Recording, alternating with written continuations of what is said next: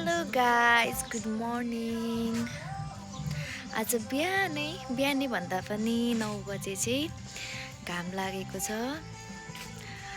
कस्तो राम्रो देखिरहेछ कि वरिपरि हुस्से हल्का हावा अनि माथि घाम कस्तो रमाइलो कस्तो राम्रो देखिरहेको छ कि देखाउँछु है हजुरहरूलाई। हेर्नुहोस् न अनि वरिपरि हुस्से कस्तो राम्रो लागिरहेछ कि हेर्नुहोस् न।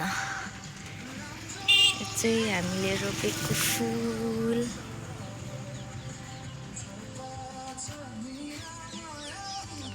हामीले चाहिँ सानो घरलाई रिपेयरिङ गरेर राम्रो बनाउन खोजिरहेको छौँ।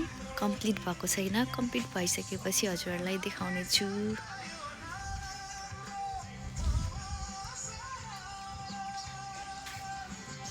अहिले चाहिँ यति नै भन्न आएको म।